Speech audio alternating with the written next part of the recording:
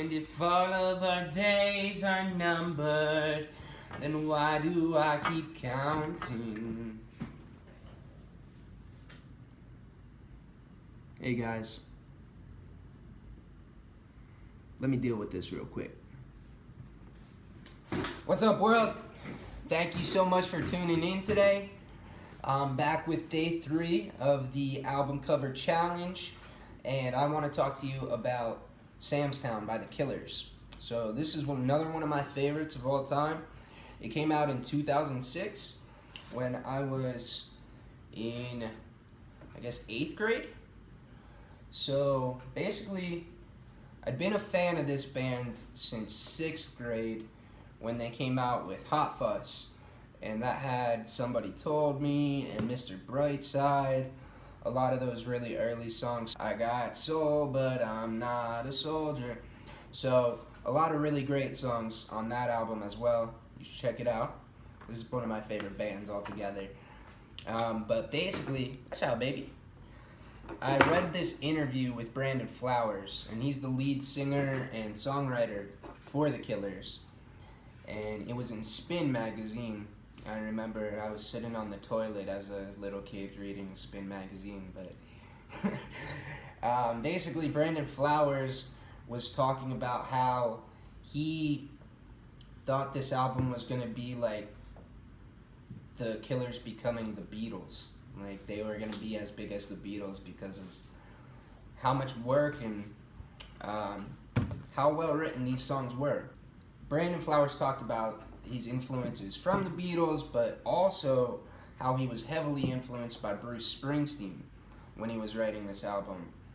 And at the time, I had just really started diving into my dad's record collection, and being from New Jersey, obviously Bruce was, he's the king there, so I was a big Bruce Springsteen fan. I knew my dad loved Bruce Springsteen, and we've always bonded through talking about music. So when I heard that one of my favorite bands was heavily influenced by someone who also was one of my dad's favorite musicians, I was like, I definitely have to check this out. And man, this album I still listen to like once a week probably. So the way I got this album, I actually went on MySpace and I posted in this MySpace group that I used to post in all the time in middle school, and I just asked if anybody had a copy of it, and I was able to bootleg it over AOL Instant Messenger, and it took 2 days to download these songs, but again, it was well worth it. It's one of my favorite albums of all time. So for me, I never really considered myself a singer until like later in life, and I really think that my first training with singing was just singing along to these songs and trying to make myself sound as much like Brandon Flowers as possible because I just love their music altogether. So additionally, the sound of this album, it has this like Americana twang tinge to it, and that sound would really become like what I sought out in rock music from that point. Oh, where are you going, babe? So another one of my favorite artists is Tom Petty, and like I really think that a big reason that I'm so influenced by Tom as well is because of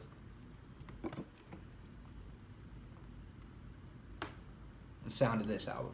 So the other really cool part about this album for me was that it painted this picture in my head, and it was really the first time that I'd experienced this. And I don't know, I've heard people say like synesthesia is what it's called, but I could see, like, it was like watching a movie while I was listening to this album, and it really got me to embrace listening to full albums and listening to them as one comprehensive compilation of stories, feelings, emotions. This one, it really is like a story of the American dream, but with all of the vices and ups and downs that come along with it.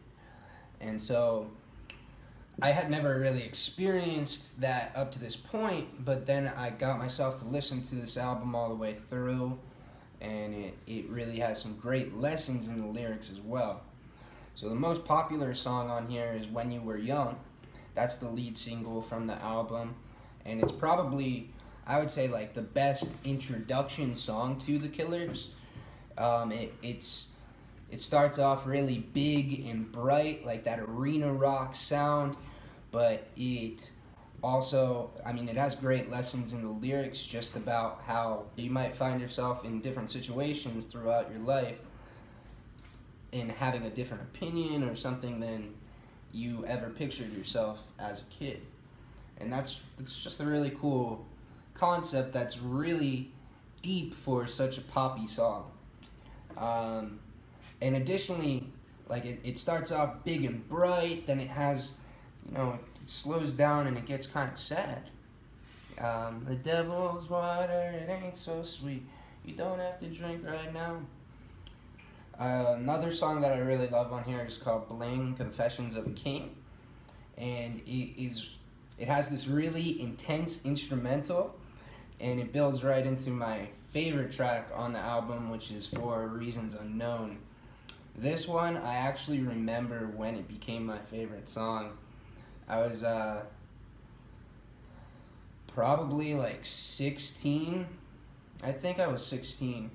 And I've been listening to this album now for years at this point. But I was going to this like after school speech that we had to attend for my high school, and my buddy Nathan was driving me, and we were listening to this song, and both of us were singing along, but I could really hear in Brandon Flowers' voice like this sense of emotion, this like desperation when he was singing the pre-chorus of the song, which is like, and my heart, it don't beat the way it used to. And being like an angsty teenager at the time, that hit me really hard.